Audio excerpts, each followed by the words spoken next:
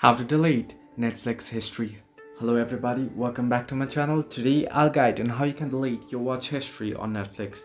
Now, surprisingly, clearing out your Netflix watch history is way easier.